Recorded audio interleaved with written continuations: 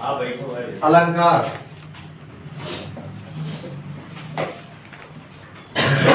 अलंकार का तात्पर्य क्या होता है जानते हैं? अलम करोति सः अलंकारः, जिसके द्वारा हम किसी भी चीज को सजाने, संवारने और खूबसूरत बनाने का काम करते हैं उसको हम अलंकार कहते हैं। अलंकार शब्द की उत्पत्ति अलंकरण शब्द से हुई है। अलंकरण का मतलब होता है किसी भी स्त्री को, महिला को सजाने के लिए हमें अलंकारों की, आभूषणों की आवश्यकता होती है। ठीक इसी तरह से किसी पंक्ति को, किसी भी काव्य की पंक्ति को सजाने के लिए अच्छे शब्दों की आवश्यकता होती है। तो जो शब्द जो होते हैं उनका चयन करना ही क्या कहलाता है? अलंकार कहलाता है। अलंकार के कितने भेद होते हैं? मुख्य रूप से दो भेद होते हैं। एक होता है आपका शब्दा अलंकार, शब्द या शब्द अलंकार, शब्दालंकार कहेंगे इसको, क्योंकि आकाश सवर्ण दीर्घ संधि हो जाएगी यहाँ पर। शब्द धन अलंकार, शब्दालंकार। ठीक। दूसरा होता आपका अर्थालंकार, मतलब अर्थ धन अलंकार। और तीसरा होता है आपका उभयालंकार। उभयालंकार का मतलब होता है उभय धन अलंकार। उभय माने दोनों, उभय माने दोनों। यहाँ पर हम शब्दालंकार पढ़ते हैं और अर्थालंकार पढ़ते हैं, लेकिन उभयालंकार की आवश्यकता हमें आपको नहीं होती है। इसकी जरूरत तब पड़ती है जब हम कहीं पर पीएचडी करते हैं, नेट करते हैं, टीजीटी पीजीटी करते हैं। ठीक है। तो हालांकि टीजीटी में भी बहुत कम, पीजीटी में इसके प्रश्न पूछे जाते हैं, पीजीटी नेट पीएचडी आदि में। तो अभी हमारी जितनी भी नीचे की परीक्षाएं हैं, यद्यपि ये जो हम आपको पढ़ा रहे हैं ये पूरा विधिवत, चाहे जहां तक आप आगे तक पढ़ें आपको ये चीजें मिलेंगी। बस ये चीज है कि इसका अध्ययन अभी हम नहीं करेंगे। तो शब्दालंकार और अर्थालंकार, अलंकार के भेद आप कितने बताओगे? दो, शब्दालंकार और अर्थालंकार। शब्दालंकार जो होते हैं इसके प्रमुख रूप से 8 भेद होते हैं। जो मूल और कुल भेद माने जाते हैं वो 8 हैं, लेकिन हम आप लोग जो पढ़ते हैं वो कितने पढ़ते हैं? अधिकतम 5, और सबसे ज्यादा जो पढ़ाए जाते हैं वो है 3। तो ये 3 कौन कौन से हैं? हम कहेंगे यमक, श्लेष, यमक, श्लेष और यमक अलंकार, श्लेष अलंकार और च्यवनप्रास, अनुप्रास।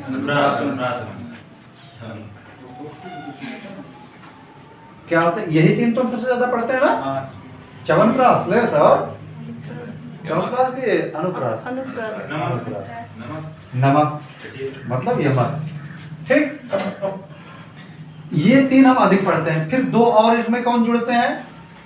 इसमें आपका एक वीप्सा अलंकार है, वीप्सा, और एक अलंकार होता है वक्रोक्ति। ये 2 और बढ़ जाते हैं। 3 और इसमें भी बढ़ाने हैं हमें, 2 ये और पढ़ देते हैं हम लोग। तो इधर वाले ये 3 और जो पढ़ते हैं वो कौन से होते हैं? ये होते हैं आपका पुनरुक्ति प्रकाश, पुनरुक्ति प्रकाश अलंकार और पुनरुक्ति वादाभास अलंकार, और एक और आता है आपका प्रहेलिका। इसमें जो प्रहेलिका है इसको अब तक सबसे कम पूछा गया है, या यूं कह लें कि साधारण परीक्षाओं में पूछा ही नहीं गया। यहां तक तो पूछा जाता है, यहां तक सबसे अधिक पूछा जाता है, ये थोड़ा उससे कम पूछा जाता है, ये सबसे कम पूछा जाता है, और इसको पूछा ही नहीं जाता है। ठीक, स्पष्ट हो गई बात? तो कुल अगर बात करें तो 8 है, वैसे 5 अध्ययन ज्यादा करते हैं और 3 तो याद ही रहते हैं। ठीक। तो शब्दालंकार के अगर कुल भेदों की बात की जाए तो कितने हैं? 8 भेद हैं। अर्थालंकार के कितने भेद हैं? इसकी कोई निश्चित संख्या नहीं है। ये कैसे रहते हैं? अनिश्चित। अनिश्चित इसलिए रहते हैं कि ये अर्थ के आधार पर है ना, तो जैसा हम अर्थ लगाते जाते हैं, जितनी कलात्मकता आती जाती है, उतने ये बढ़ भी रहे हैं, ये बढ़ भी रहे हैं बराबर। ऐसा नहीं है कि ये निश्चित उतने ही है, ये तो निश्चित है, इसमें और नहीं बढ़े हैं, लेकिन इसमें आधुनिकता के आधार पर बहुत से नए नए बढ़ भी गए। अब बात करते हैं उभय अलंकार की। जब यही अनिश्चित है तो ये क्यों ना अनिश्चित हो, क्योंकि इससे ही तो मिलकर वो बन रहा है। उभय का मतलब दोनों, दोनों कौन, पहला ये और दूसरा ये, तो इन दोनों से मिलकर ये उभय अलंकार बन रहा है। तो जब इसकी संख्या निश्चित नहीं है तो इसकी भी निश्चित नहीं होगी भाई, या तो इसकी निश्चित हो पहले। ठीक, क्लियर हो गया इतनी बात। उभय अलंकार में शब्द और अर्थ दोनों का अध्ययन किया जाता है। शब्द अलंकार में केवल शब्द का अध्ययन किया जाता है, अर्थ अलंकार में केवल अर्थ का अध्ययन किया जाता है। अर्थ के आधार पर नाम बदलेंगे। यहां दिमाग ज्यादा लगाना पड़ता है, यहां पर ज्यादा दिमाग लगाने की जरूरत नहीं, केवल नियम पढ़ लो उतना इस काम चल जाएगा। यहां पर नियम भी पता होना चाहिए और जो भी पंक्ति दी गई है उसका अर्थ भी पता होना चाहिए, तब तो अर्थ अलंकार निकाल तभी पाओगे जब इसका अर्थ पता हो। इसमें तुम्हें पंक्ति का अर्थ ना पता हो तब भी कोई बड़ी बात नहीं है। जैसे हमने कहा गागी गोगी गोग गज जोजी जूजी जो ही रूरे रूरे रे रूरे हा हु हो ही, इसमें अर्थ तुम्हें नहीं पता तो कोई बात नहीं है, तो ये तो लगा लोगे कि इसमें अनुप्रास है, क्योंकि जाजी जूजे जे जू रूरे रे रे रे रे हा, तो इसमें रा रा हा हा इनके वर्णों की आवृत्ति बार बार हो रही, तो आप लगा लोगे।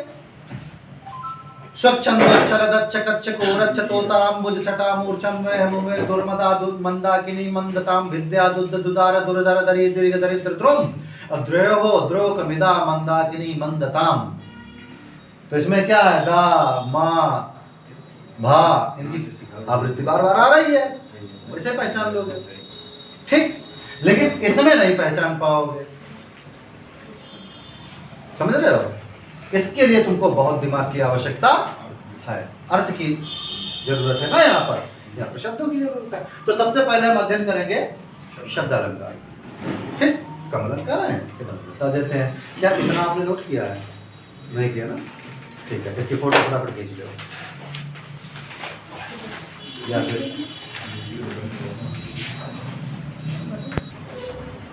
तो अध्ययन करेंगे हम सबसे पहले शब्द अलंकार का। तो शब्द अलंकार में क्या हम देखेंगे, सबसे पहले हम यमक अलंकार को ही देख लेते हैं जरा।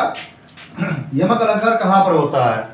तो यमक जो होता है इसका मतलब होता है एक ही शब्द जब किसी पंक्ति में बार बार आए और उसका अर्थ बदलता जाए, अलग अलग हो जाए, तो वहां पर कौन सा अलंकार होता है कि वह शब्द पुनि पुनि पर अर्थ और ही और सो यमक अलंकार है, कहाँ सो कवि मति मोर। वह शब्द पर पुनि पुनि पर है, पुनि पुनि माने बार बार, एक ही शब्द बार बार आए, वह शब्द पुनि पुनि पर है, अर्थ और ही और सो यमक अलंकार है, कहा कवि मति मोर। कवि क्या कहते हैं कि एक शब्द जब बार बार आए और उसके अर्थ बदलते चले जाएं तो यहाँ पर देख लो क्या लिख दिया, यमक अलंकार होता है। कौन सा अलंकार होता है? यमक अलंकार। यमक। ठीक, कैसे? हमने कहा बरजीते सर मैन के ऐसे देखे मैन, हरिणी के नयनानुते हरिणी के ये नयन। आपने खूब पढ़ा होगा कि कनक कनक ते सौगुनी मादकता अधिकाय, एक पाए एक खाए बहुरात जग, एक पाए बहुरात। एक को खाने से और एक केवल पा जाने से। कनक कनक ते सौगुनी, एक सोना है, हाँ, धतूर सोना जो है धतूरे से 100 गुना अधिक मादक वाला है। मादक माने नशीला, जो बुद्धि को भ्रष्ट कर दे, बहुरा जाए। एक को पाने से बुरा है, एक खाए बहुरात जगह एक पाए बहुरात। धतूरा खिलाने से आदमी पागल होता है, और सोना 2-3 किलो की कहीं आप जा रहे हो और रास्ते में तुम्हें मिल जाए, पाए के बौरा जाते हैं, फिर गांव में गली में मोहल्ले में हर कोई तो भोई भोई चलता ही नहीं, फिर उड़न लगाते हैं। तो क्या होता है, इसे क्या कहेंगे, यमक। कि कनक कनक ते 100 गुनी, सोना धतूरे से 100 गुना अधिक है। ठीक, ये तो खूब सुना होगा। फिर इसी तरह से बोले हरि बोले हरि ने सुनो, हरि बोले हरि ने सुनो, हरि गए हरि के पास, जब हरि हरि माँ मिले तब हरि बैठे, ऐसा कुछ? हरि गए हरि के पास। अब हरि कूदे, हरि कूदे हरि माँ मिले। अब हरि चली भये उदास।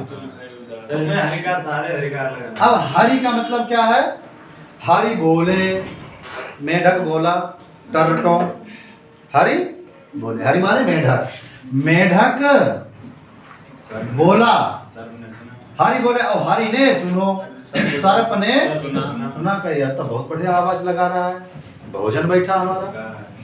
हरि बोले हरि ने सुनो, हरि गए हरि के पास, सर्प गया किसके पास, मेढक के पास खाने के लिए। अब हरि कूदे, कूदने का काम किसका है, मेढक का।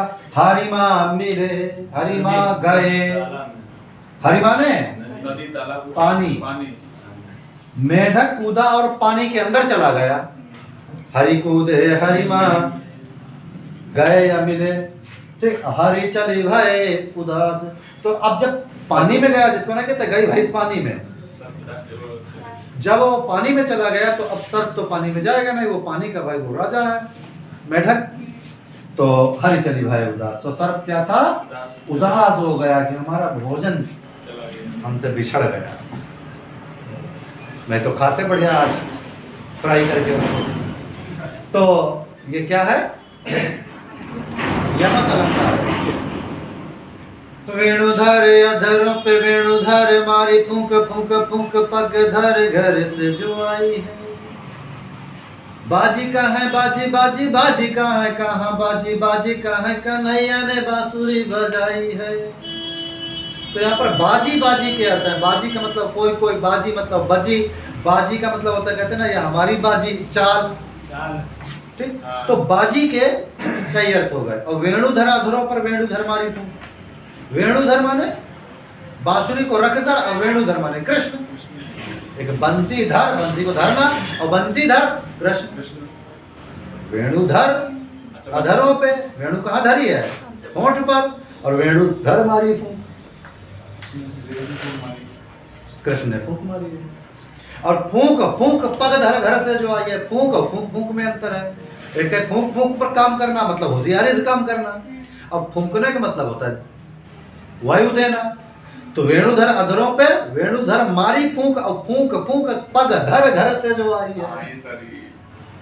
घर से क्या है, बड़ी समझदारी, फूंक फूंक पाए घर से निकली है औरतें, गोपियां। क्यों, कहीं आदमी जान जाएगा, गोपी जान जाएंगे, मतलब कोई भी उनका पुरुष जान जाएगा तो कहाँ चले तुम।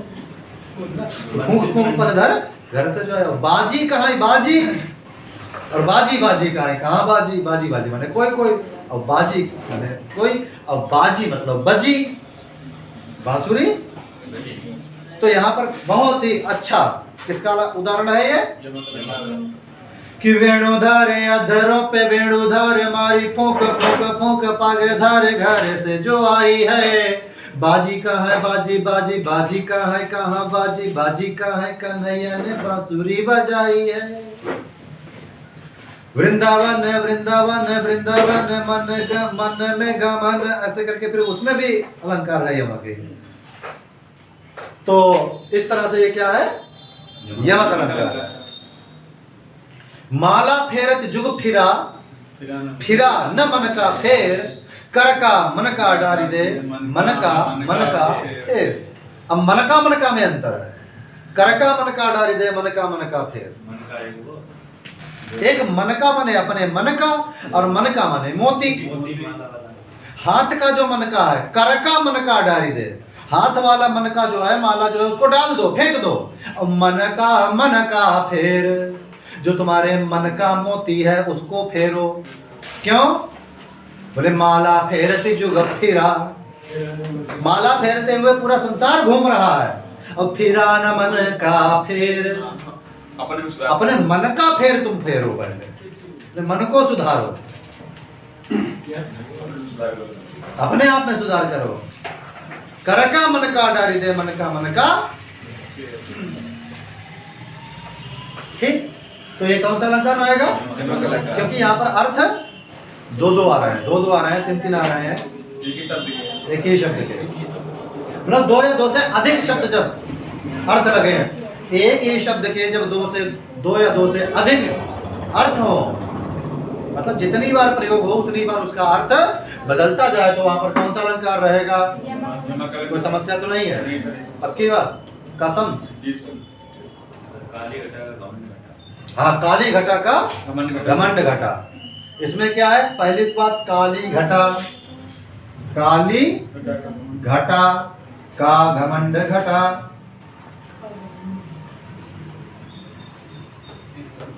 हम लिख का है नहीं पाया। काली घटा, घटा का मतलब होता है मेघ, काले बादल का घमंड घटा, घटा माने माइनस, कम हो गया। जितने लोग काला पहने उनका घमंड कम हो गया। अच्छी बात है घमंड कम हो जाना है। बहुत ईगो रहा है। लाल पहनी आप बढ़िया लाल में तो क्रोध उत्पन्न होता है। लाल जो होता है, लाल रंग जो होता है ये क्रोध का प्रतीक है। हनुमान देखो कितना क्रोधी है, बहुत क्रोधी माने जाते हैं। लाल रंग वाले बड़ा क्रोधी होते हैं, क्योंकि लाल रंग ही क्रोध का है। लाल मुंह वाले बंदर काट भी लेते हैं, लाल मुंह वाले काट लेते हैं, करिया मुंह वाले काले वाले। अच्छा ठीक है। तो यहाँ पर क्या है? यमक अलंकार, काली घटा। और बताओ, छोटे छोटे ऐसे ये पूछा जाता है, काली घटा का घमंड घटा, इसको कई बार पूछा गया है परीक्षा में। छोटे छोटे शब्द पूछे जाते हैं, जैसे रघुपति राघव राजा राम, ये किसका उदाहरण है? अनुप्रास का। ये पूछा खूब जाता है, क्यों? छोटे वाले जो होते हैं लिखने में आसान रहते हैं। परीक्षा के दृष्टिकोण से आपका पेपर जो है कम बनता है ना इनमें। कितनी बार सुनोगे इसको? कनक कनक तो हम कह चुके हैं, आपको बता चुके हैं, ठीक है। और ये वाक्य उदाहरण देखो कि के की रब की नूपुर धुन सुन जगती जगती की मूक प्यास। के की रब की नूपुर धुन सुन और जगती जगती की मूक प्यास, दो बार कहा। जगती माने संसार, और जगती माने जग जाती है। संसार की मूक प्यास जग जाती है। के की रब की नूपुर धुन सुन, मतलब कोई व्यक्ति है नूपुर धुन, पायल की आवाज हो, और के की माने मोर, रब की माने आकाश में मेघ घटाओं की आवाजें, मोर बोल रहे हो, घटाएं बरस रही हो, सुंदर सा बढ़िया सा पर्यावरण हो, परिदृश्य हो। तो जगती जगती की मूक प्यास, संसार के प्रेम की प्यास क्या हो जाती है? जग जाती है, ठीक है। फिर कहा कि जेते तुम तारे तेते नभ में न तारे हैं, जेते तुम तारे तेते नभ में न तारे हैं। इसमें भी कौन सा अलंकार है? कहां पर अलंकार है? किस शब्द में अलंकार है? ये तारे हैं। कैसे? कि जेते तुम तारे तेते नभ में न तारे हैं। जितने तुमने उद्धार कर दिए हैं, जितनों का तुमने उद्धार कर दिया है, तुमने जिनका बेड़ा पार कर दिया, तारने का मतलब मोक्ष कर दिया है, उतने तो आकाश में नक्षत्र नहीं है, तारे नहीं है। कि जेते तुम तारे, तुमने जितनों का मोक्ष कर दिया, तेते नभ में नक्षत्र नहीं, तारे नहीं है उतने तो, ठीक। कहा अगला है उदाहरण इसे का कि ऊंचे घोर मंदिर के अंदर रहने वाली, ऊंचे घोर मंदिर के अंदर रहती है। और कंदमूल भोग करे, कंदमूल भोग करे, 3 बेर खाती थी वो 3 बेर खाती है। भूखन शिथिल अंग, भूखन शिथिल अंग, बीजन डोलाती थी वो बीजन डोलाती है। और भूषण बनत शिवराज वीर ते के देखे, नगन जड़ाती थी वो नगन जड़ाती है। हर पंक्ति पर यमक है। कैसे? ऊंचे घोर मंदिर के अंदर रहन वाली, ऊंचे घोर मंदिर के अंदर रहती है। यहाँ पर अमीरी से गरीबी का वर्णन किया है कि जो भवन और अट्टालिका, मंदिर माने भवन, अट्टालिकाएं, जो भवन और अट्टालिकाओं में ऊंचे ऊंचे भवनों में जो रहते थे, वो कहाँ रह रही है? ऊंचे ऊंचे पर्वतों की गुफाओं में रह रही है। मंदिर माने गुफा होते हैं और मंदिर माने भवन होता है। कि ऊंचे घोर मंदिर के अंदर रहन वारी, ऊंचे घोर मंदिर के अंदर रहती है। और कंदमूल भोग करे, कंदमूल भोग करे।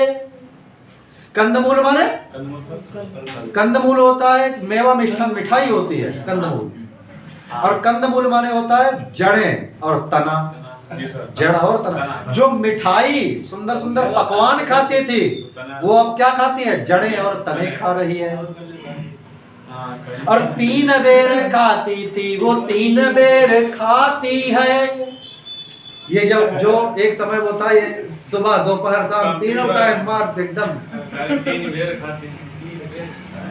28-30 रोटियां खा गई।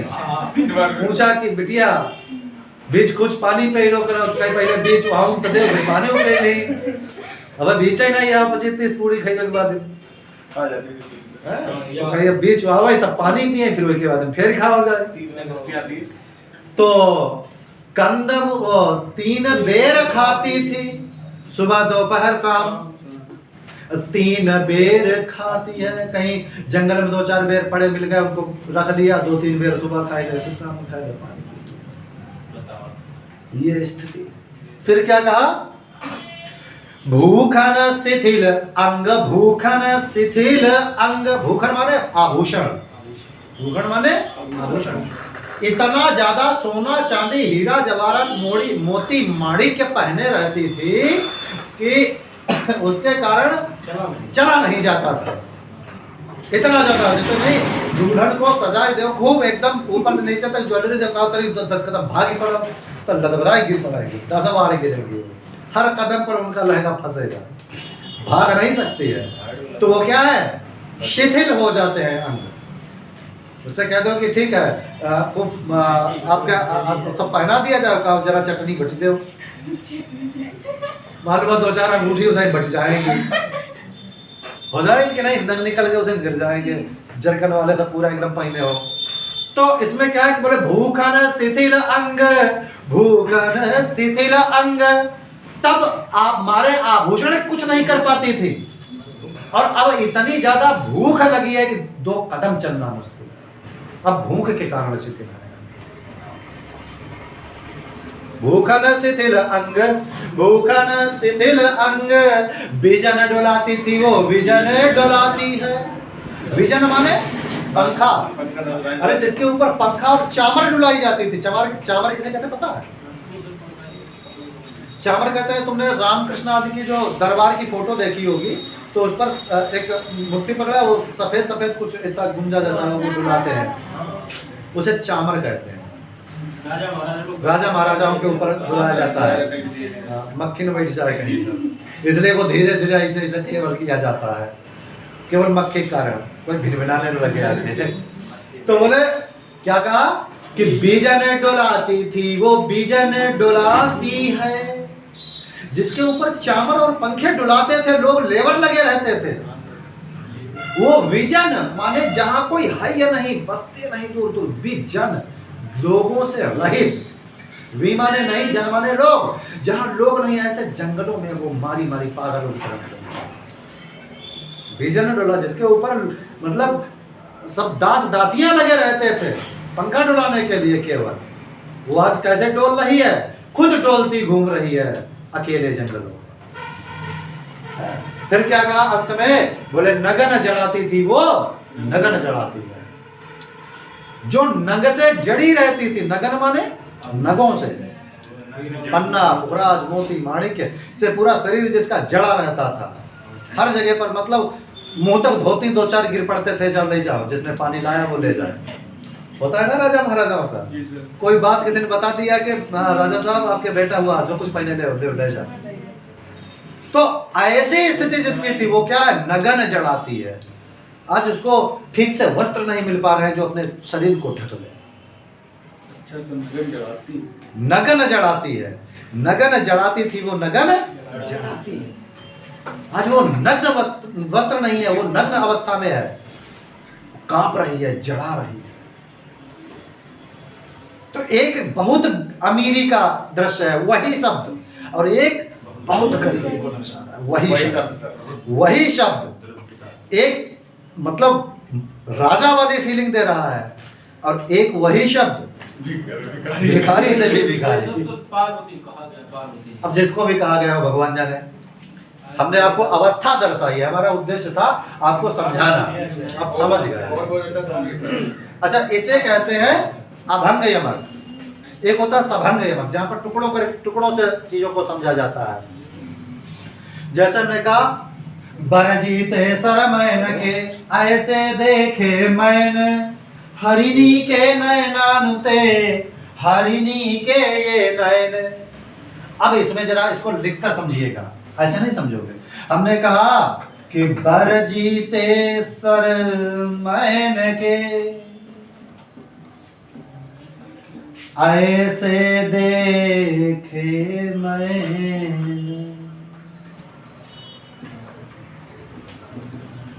हरिणी के नयनानुते हरिणी के ये नैन। इसमें सभंग यमक है।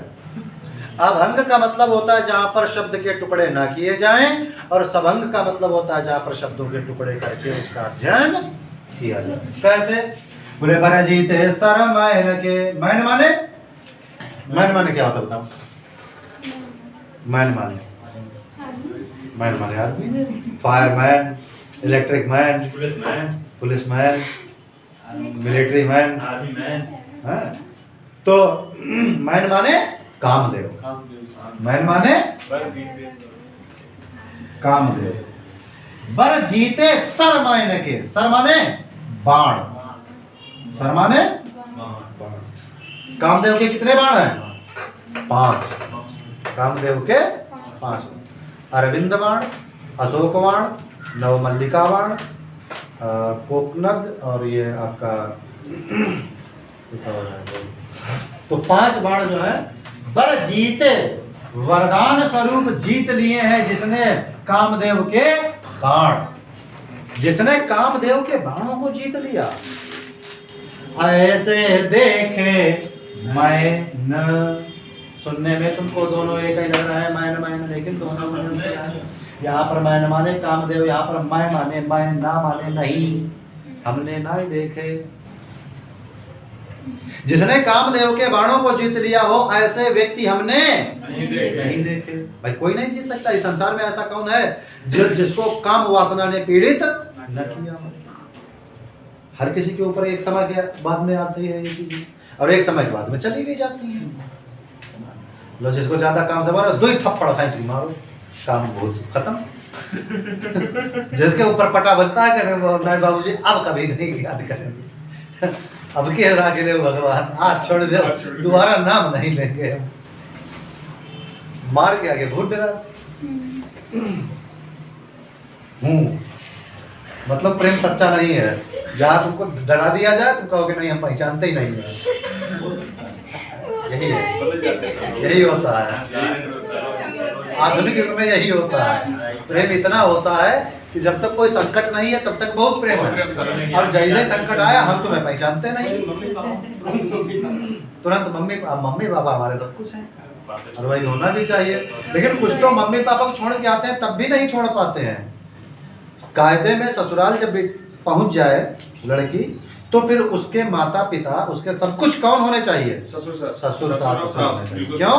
क्योंकि जो स्त्री जो लड़की अपने ससुराल आकर भी अपने माता पिता अपने मायके से हर समय लगी रहे फोन पर और समय, तो उसके अपने जीवन में अपनी गृहस्थी में आग लगते देर नहीं लगती। नहीं लगती, शब्दवाद है। ये कटु सत्य है। देखो एक पुत्री को भी ये बात जाननी चाहिए, समझनी चाहिए कि अब हमारा वास्तविक जीवन साथी कौन है। भाई माता पिता अगर आपके वास्तविक जीवन साथी होते तो आपको घर रखते हैं। ये जब दुनिया की रीत है तो उसको स्वीकार करके आपको उस परिवार का हित पहले सोचना है। जी। प्रथम हित उस परिवार का है और माता पिता का हित बाद में है।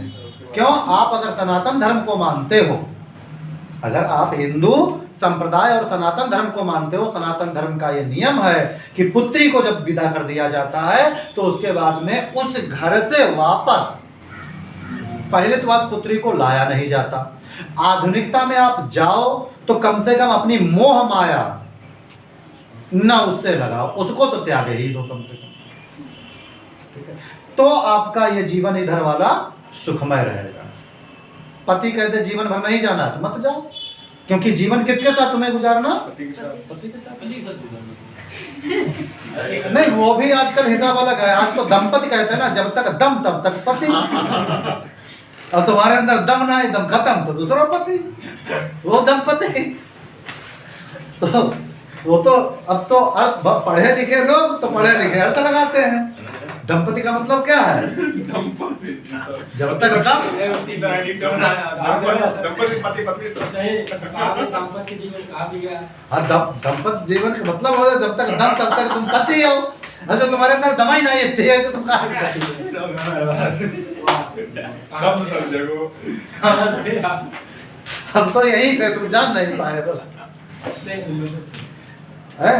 अच्छा तो आप बोले हरिणी के नयनानुते। हरिणी हिरण, हरिणी माने हिरण। आंखें किसकी प्यारी होती हैं? हिरण की। अब हिरण की आंखें होती हैं बड़ी बड़ी। जिस जानवर की आंखें घुंघचू जैसी होती हैं छोटी छोटी, वो प्यारा नहीं माना। आंखें बड़ी, देखो किसी स्त्री की भी आंखें जिसकी बड़ी होती हैं उसके अंदर सौंदर्य स्वभाव से माना जाता है। तो हरिणी के नयनानुते बोला हिरण की आंखों से ज्यादा। और हिरण की आंखों में एक और कलात्मकता होती है, उसके काजल लगा रहता है। छोटा बच्चा, आप गाय बछड़े का अगर हो, गाय का बच्चा हो, बछड़ा हो, बछिया हो, छोटा बच्चा हो, तो उसकी भी आंखें बहुत प्यारी लगती हैं। उसके भी लगेगा कि किसी ने काजल लगा रखा है, ठीक। तो ऐसा बोले हरिणी के नयनानुते, हरि नी के ये नयन। भगवान की आंखें ज्यादा सुंदर है। अब यहाँ पर हरिणी, अब यहाँ पर सभंग का मतलब होता है वर्णों को तोड़ जोड़ कर पढ़ना। यहाँ पर हरिणी में यहाँ पर हरिणी और के अलग है, और यहाँ पर हरि नी के दो यहाँ पर भी है, लेकिन तोड़ने का विधान अलग अलग है। तो यहाँ पर हरिणी का मतलब हिरण के, और यहाँ पर का है विष्णु, नीके माने अच्छे, हरि माने विष्णु, विष्णु की अच्छी है आंखें हिरण की आंखों से। और समझे? और यहाँ पर क्या था? मैन पूरा एक ही था, मैन माने कामदेव, और यहाँ पर मैन को अलग अलग कर दिया। मैं माने अहम स्वयं, और नेम ना माने नहीं, हमने नहीं देखे। तो इसको क्या कहोगे आप? सभंग। सभंग का मतलब होता है सा माने सहित, भंग माने टूटना, टूटने के साथ। किसके साथ? और अभंग का मतलब होता है जिसमें तोड़ना ना पड़े। अभंग क्या था? हरि बोले हरि ने सुनो हरि के पास, ये अभंग। और ये सभंग है। समझ में तो नहीं आ रहा है? ठीक ठीक सर आ रहा है। हमने कहा कि तो पर बारह उर्वशी सुन राधिके सुजान, और तू मोहन के उर बसी है राधिके समान, है उर्वशी समान। उर्वशी माने उर्वशी एक अप्सरा है।